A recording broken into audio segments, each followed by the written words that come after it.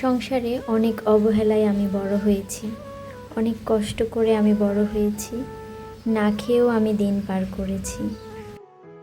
আমার মামা অনেক ভালো লোক ছিলেন, তবে আমার থাকা নিয়ে মামির একটু সমস্যা ছিল। আমি থাকলে নাকি তাদের পরিবারে অনেক অসুবিধা হয়, অনেক খরচ হয়।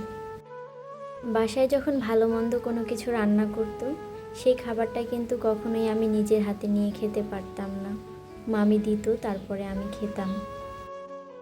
আমার যে মামাতো ভাই বোনরা ছিলেন তারাও মোটামুটি অনেকটা ভালো ছিল, তবে মামি একটু সমস্যা করতো সব সময়। আমার বয়স যখন 15 হয়ে গেল, তখন থেকেই মামি শুরু করে দিল আমাকে বিয়ে দেওয়ার জন্য আলোচনা। মামি যাকে তাকে ধরেই জিজ্ঞেস করছিল কোথাও একটা ভালো ছেলে হবে কিনা, তাহলেই নাকি আমাকে বিয়ে দিয়ে দিবে। এই কথাটা শুনে আমার প্রচুর খারাপ লাগতো, কিন্তু কিছুই করার ছিল না। আমি তো আর আমার নিজের পরিবারের কাছে থাকি না যে আমি আমার নিজের মতামতটা তাদেরকে জানাতে পারবো। মামি সবসময় যেরকমটাই বলতো আমি সেরকমটাই করার চেষ্টা করতাম। তবে যদি একটু এদিক সেদিক হয়ে যেত তাহলেই মামি মামার সাথে ঝামেলা শুরু করতো। মামি বলতে থাকতো একটা আপদ নিয়ে এসেছে আমার বাড়িতে, এই আপদটাকে কবে তাড়াবে। যখন থেকে আমার বিয়ের আলোচনা হওয়া শুরু করলো, তখন থেকেই দেখলাম যে মামি আর আমাকে স্কুলে যেতে দিচ্ছে না, আমার স্কুলে যাওয়াটা বন্ধ করে দিয়েছে। অনেকগুলো পাত্রপক্ষ আমাকে দেখতে এসেছিল। এরকম পাত্রপক্ষের সামনে বারবার যেতে আমার খুব লজ্জা লাগতো, কারণ আমি মোটেও প্রস্তুত ছিলাম না আমার বিয়ের জন্য। মামিকে আমি বারবার বুঝিয়েছি মামি আমাকে একটু পড়াশোনা করতে দেন, তারপরে আমি অবশ্যই এখানে থেকে কিছু একটা করব, আমি এত তাড়াতাড়ি বিয়ে করতে চাই না। মামি বলতে লাগলো, তোকে যতদিন আমার পরিবারে রাখবো ততদিন আমার মেয়ের বিয়েটা দিতেই আমার অসুবিধা হবে, তাই তোকে বিদায় করতে পারলেই আমি মোটামুটি বেঁচে যাব। মামি যখন বলতো যে আমার বিয়ের জন্য নাকি ওনার মেয়ের বিয়েটা আটকে যাবে, তখন এটা শুনে তো আমার মনে হতো আমার মাথার উপর যেন আকাশ ভেঙে পড়ছে। আমি বুঝি তাদের কাছে এতটাই বোঝা হয়ে গিয়েছি। এদিকে দেখতে লাগলাম মামাও যেন দিন দিন কেমন হয়ে যাচ্ছে, মামির কথাতেই মামাও সায় মেলাচ্ছে। তো আমিও চিন্তা করলাম, ঠিক আছে, তাহলে আর এত বাড়াবাড়ি করার কোনো প্রয়োজন নেই, বিয়েটা করেই ফেলি। এদিকে আমার বিয়েও হয়ে গেল, মোটামুটি ভালোই চলছিল আমার সংসার। শ্বশুরবাড়ির লোকেরা সবাই অনেক ভালো। আমি যেহেতু মামার বাড়িতে অনেক অবহেলায় বড় হয়েছি, নিশ্চয়ই মামি আমাকে বসিয়ে বসিয়ে খাওয়ায়নি, অনেক কাজকর্ম করিয়েছেন। সেক্ষেত্রে কাজকর্ম নিয়ে আমার কিন্তু তেমন একটা অসুবিধা হতো না। তাদের বাসাতে যা কাজ ছিল সবগুলো আমি অনায়াসেই করতে পারতাম। সেজন্য আমার শাশুড়ি মা শ্বশুর আমাকে অনেক পছন্দ করতো। তারা যখন আমাকে যেটা বলতো আমি সেটাই করে ফেলতাম। এমন করে কিছু মাস আমার বিয়ের বেশ ভালোই কাটছিল। সমস্যাটা হলো তার কয়েকদিন পরে। আমি খেয়াল করতে থাকলাম আমার স্বামী আর আমার সাথে আগের মতো তেমন একটা কথা বলে না, সব সময় চুপচাপ থাকে, একা একা নিজের ফোন নিয়ে পড়ে থাকে, আমাকে কিন্তু কখনোই কোনো কিছু জিজ্ঞেস করে না। সারাদিন তো আমার তেমন একটা খোঁজ খবর নেয়ই না, দিন শেষে যখন বাসায় আসে তখনও আমাকে কোনো কথা জিজ্ঞেস করে না অথবা কোনো কিছু বলেও না। এদিকে আমার বিয়ের পর আমার মামি আমাকে অনেক ফোন করতো, আমার সাথে অনেক কথা বলতো। আস্তে আস্তে দেখলাম যে আমার বিয়ের পরে আমার মামি অনেকটা ভালো হয়ে যাওয়া শুরু করেছে। বিয়ের পর দেখলাম যে মামার বাড়িটা যেন আমার বাবার বাড়ির মতোই হয়ে উঠেছে। আস্তে আস্তে মামা মামি আমার সাথে ভালো ব্যবহার করা শুরু করলো।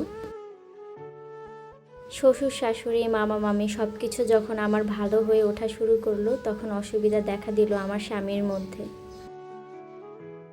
একটা কথা আছে না, আল্লাহ কাউকে সব দিক থেকে সুখী করে না, কোনো না কোনো দিক থেকে সত্যিই তাকে অনেক বেশি কষ্টে রাখেন।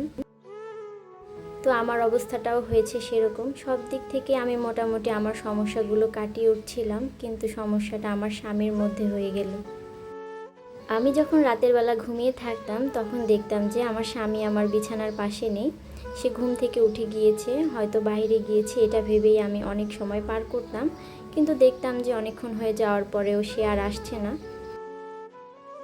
তারপর আস্তে আস্তে জানতে পারলাম যে সে অন্য কারো সাথে ফোনে কথা বলছে। আমার যেহেতু বয়সটা কম ছিল সেজন্য কিন্তু আমি অনেক কিছু বুঝতাম না, সেরকমভাবে ফোন নিয়েও আমি তেমন একটা ঘাটাঘাটি করতে জানতাম না। একটা মানুষের যখন আরেকটা মানুষকে ভালো না লাগে, সে কিন্তু আকারে ইঙ্গিতে অনেকভাবেই বুঝিয়ে দেয় যে তাকে আর ভালো লাগছে না বা তার সাথে সে সংসার করতে চাচ্ছে না। আমি যখন আস্তে আস্তে আমার স্বামীর দিক থেকে অবহেলা পেতে শুরু করলাম, তখন এই বিষয়গুলো আমি আমার পরিবারের কাছে মানে আমার মামা মামির কাছে জানাতে চেষ্টা করলাম। মামা মামিকে জানানোর পর মামা মামি বলল যে তুমি ধৈর্য ধরো, দেখবে আস্তে আস্তে সব কিছু ঠিক হয়ে গিয়েছে, এখন হয়তো নতুন বিয়ে হয়ে যাওয়ার কারণে এমনটা হয়েছে। আমিও তাদের কথা মতো ধৈর্য ধরার চেষ্টা করলাম, অনেক নামাজ কালাম আল্লাহর কাছে অনেক বললাম, আল্লাহ যেন সব কিছু ঠিক করে দেন। কিন্তু আমার এই সমস্ত দোয়া সব কিছুই যেন আস্তে আস্তে বিফলে যাওয়া শুরু করলো। আমার বিয়ের যখন 1 বছর হয়ে আসলো, তখন দেখলাম যে আমার স্বামী আরও একটা বিয়ে করে বউ নিয়ে বাড়িতে এসেছে। এই দৃশ্যটা দেখার পরে আমার যে কি হয়েছিল আমার আর মনে নেই। পরে জ্ঞান ফিরতেই দেখলাম যে আমি বিছানার মধ্যে শুয়ে আছি। শুরুর দিকে তো দেখেছিলাম যে আমার শ্বশুর শাশুড়ি আমার সাথে খুব ভালো ব্যবহার করতেন, কিন্তু এই যে নতুন একটা বউ বাড়িতে আসার সাথে সাথেই তাদের শুরু হলো একটা অমানবিক অত্যাচার। তারাও এখন আর আমাকে কেউ পছন্দ করে না, আমি কারো কাছেই যেন কোনো রকম কোনো সম্মান দাম কোনো কিছুই পাচ্ছিলাম না। এই 1 বছর আগে মামার বাড়িতে আমি যেরকম কষ্ট ভোগ করেছিলাম, আমার কাছে মনে হচ্ছিল যে আমি এখানে এসে আরও বেশি কষ্ট অনুভব করছি। আমার এত কষ্ট দেখে মামিও প্রায় কান্নাকাটি করতো আমার সাথে ফোন করে। মামি আমাকে প্রায়ই বলতো যে উনি হয়তো ভুল করে ফেলেছেন, ওনার এমনটা করা উচিত হয়নি, আরও কিছুদিন অপেক্ষা করে আমাকে বিয়ে দিতেন, তাহলে হয়তো একটা ভালো ছেলের কাছে আমাকে বিয়ে দিতে পারতেন। আমার সংসারটা আমার জন্য দিন দিন জাহান্নাম হয়ে যাচ্ছিল। এত অত্যাচার আর এত মানসিক যন্ত্রণা আমি আর সহ্য করতে পারছিলাম না। আমার এত যন্ত্রণা এত দুঃখ কষ্ট দেখে মামির অনেক মায়া হলো, সেজন্য মামি আমাকে সেখান থেকে নিয়ে চলে আসলেন। সেই শ্বশুর বাড়িটা ছেড়ে আসার পর আমার যে অনেক কষ্ট হচ্ছিল, এটা আমি আর কাউকেই বলতে পারছিলাম না। সেখান থেকে আসার পর আবারও মামি আমাকে স্কুলে ভর্তি করিয়ে দেন, আমি আমার পড়াশোনাটা কন্টিনিউ করা শুরু করে দিই। আমার যখন বিয়ে হয়েছিল তখন তো আমি ক্লাস 9-এ পড়তাম, তারপরে আবারও এসে 9-এই ভর্তি হয়েছিলাম, পড়াশোনা কন্টিনিউ করে যাচ্ছিলাম।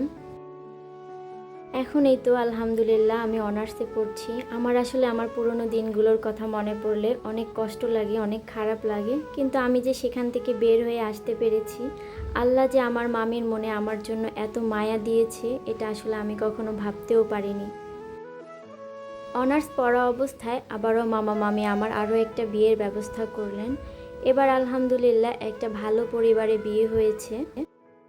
এখানে আমার শ্বশুর শাশুড়ি আমার স্বামী সবাই আমার প্রতি অনেক যত্নশীল, অনেক যত্ন করে। আমি আমার এই নতুন সংসারটা পেয়ে আমার আগের সেই সংসারটার কথা একদমই ভুলে গিয়েছি।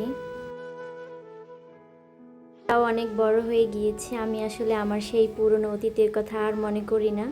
আমার মামিও যে আমার জন্য এত ভালো একটা কাজ করবে পরে, সেটা আমি কখনো চিন্তাও করতে পারিনি। আমি ভেবেছিলাম মামা মামি যেহেতু আমাকে এখানে বিয়ে দিয়েই দিয়েছে, তারা হয়তো আমার আর কোনো খোঁজ খবর রাখবে না, কিন্তু আমার বিয়ের পর দেখলাম যে মামা মামি আমার প্রতি এত ভালো ব্যবহার করছে, আমার কষ্ট দেখে আমাকে সেই পরিবারের কাছ থেকে নিয়ে এসেছে। মানুষের কপালটা কখনো এত খারাপ হয় না, আস্তে আস্তে আল্লাহ তার ভালোর একটা দিন কিন্তু এনেই দেন। আমারও ভালো একটা দিন এসেছে, আমিও এখন সুখে আছি, শান্তিতে আছি ছেলে মেয়েদেরকে নিয়ে। যারা যারা এতক্ষণ ধরে আমাকে শুনছেন, এই কথাগুলো কেমন লেগেছে অবশ্যই কমেন্ট করে জানাবেন। এটা একটা আপুর কথা, আপুর পোস্ট থেকে পড়েছি আর সেটাই আজকে আপনাদের সাথে শেয়ার করছি। মানুষের জীবন কত বিচিত্র রকম, তাই না? একটা সময় খারাপ মুহূর্ত থাকলেও দেখবেন যে আস্তে আস্তে কিন্তু ভালো একটা মুহূর্ত চলেই আসে। আল্লাহর কাছে কিন্তু দোয়া করলে অনেক কিছুই পাওয়া যায়। যারা যারা এতক্ষণ ধরে আমার ভিডিওটি দেখছেন, লাইক দিতে যদি ভুলে গিয়ে থাকেন প্লিজ লাইকটা দিয়ে নেবেন। আর যারা যারা আজকে আমার চ্যানেলে নতুন ভিজিট করছেন, চাইলে আমার চ্যানেলটিকে সাবস্ক্রাইব করে আমার পাশে থেকে যেতে পারেন। আজকে আর আমার কাজের কোনো বর্ণনা করলাম না, কাজগুলো তো আপনারা দেখিয়ে নিয়েছেন। তো আজকে এ পর্যন্তই, নেক্সট একটা ভিডিওতে অবশ্যই আপনাদের সাথে দেখা হবে। সে পর্যন্ত ভালো থাকবেন, আল্লাহ হাফেজ।